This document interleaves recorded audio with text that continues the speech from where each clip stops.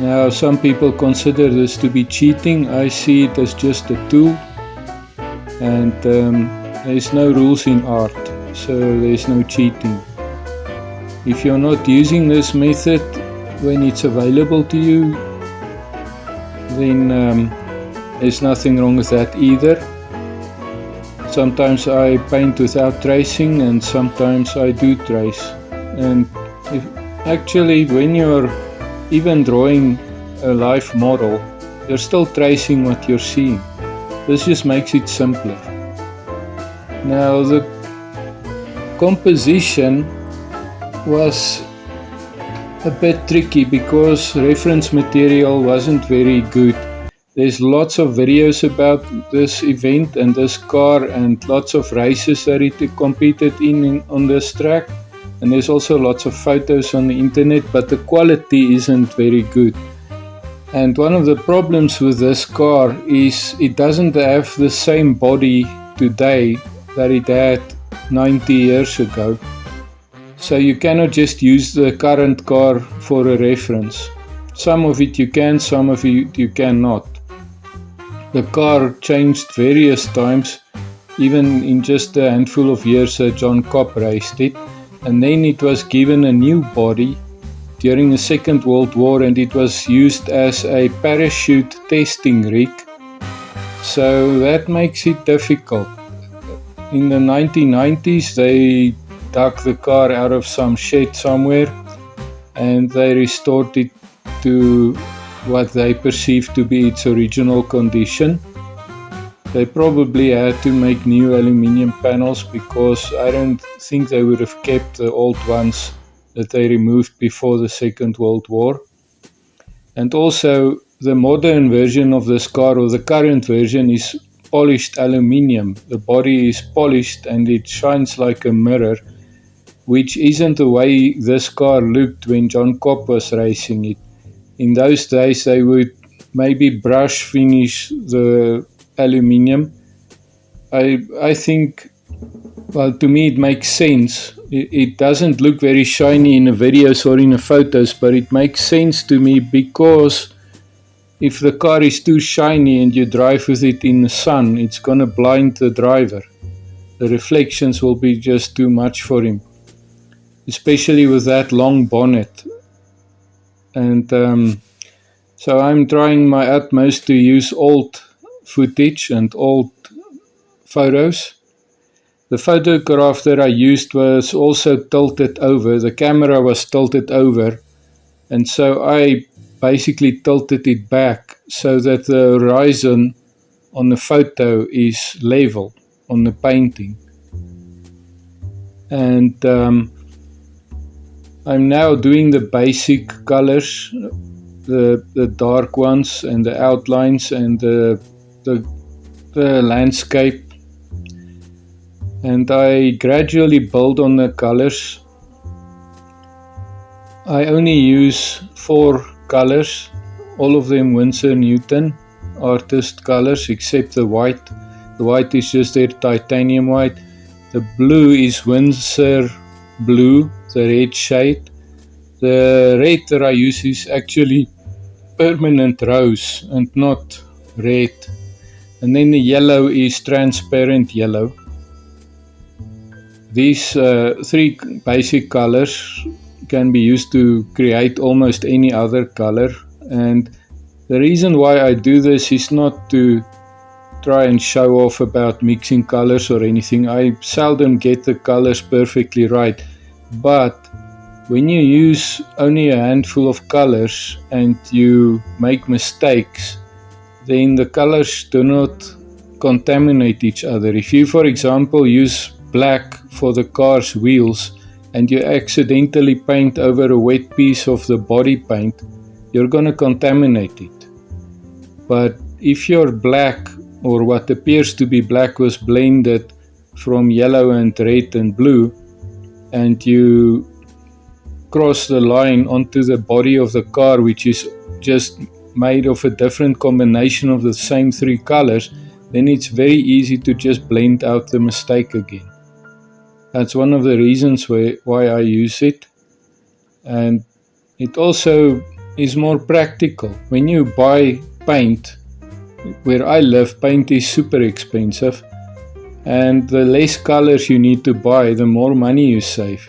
But sometimes you'll buy a tube of a fancy kind of purple or blue or whatever, and you use it in one painting and never again, and about 80% of R1,000 or a $50 tube is getting wasted because they harden over time. With the way I'm doing it now, I use up all my paint way before they expire or before they harden.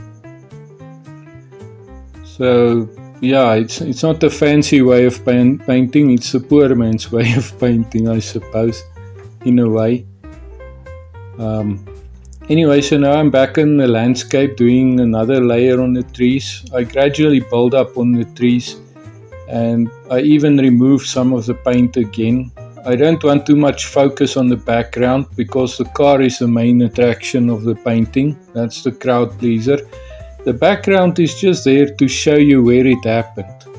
And usually I don't even like to put the background in. When I do motorsport paintings, if you zoom in on a photo, if you use a photo of a car racing or a video or whatever as a reference, then all you'll see in the background these days is Armco barriers and perhaps a little bit of advertising or here and there a person standing there. And that to me spoils the painting. It doesn't really contribute to the value of the picture or the story that you're telling. Sometimes you do get it right, or you're in a fortunate position like we are now to have the bridge in the background. I think it was called Member Bridge or something, not sure, but the bridge is still there today. And I'm using, like you can see, various pictures as a reference. There I'm using a more modern picture. There I'm using a picture of the 1930s when cyclists also used the track.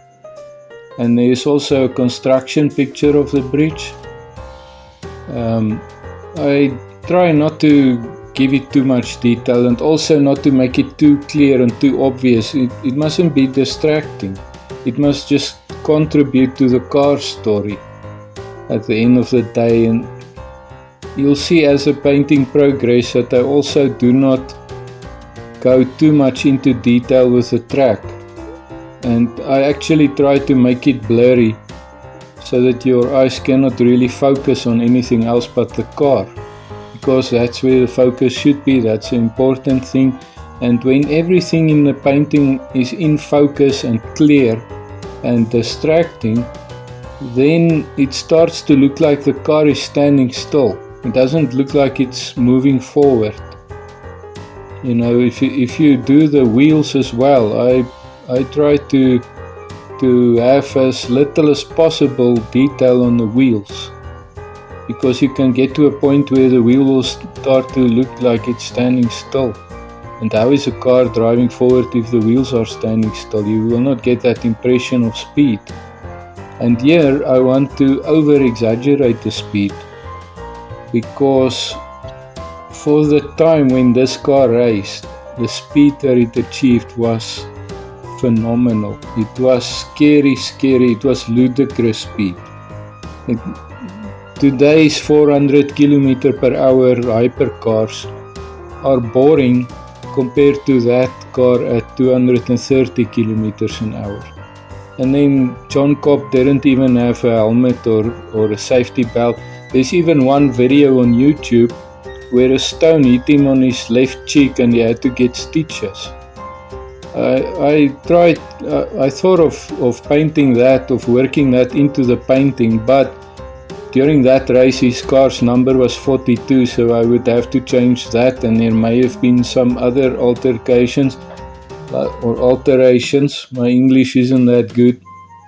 The window or the windscreen of the car changed, and they also added a rear view mirror later on, and in this picture I couldn't see it, so I'm not painting it. I'm not putting things there that I don't think should be there, and I'm also not gonna give too much detail on the car behind him. You can see in the distance behind him there's another car, And in a picture that car is quite clear, but I don't want it to be too clear, because then it will look like a toy car is stuck to the tail of this car, which I don't want. I want people to see immediately that that car is far behind it.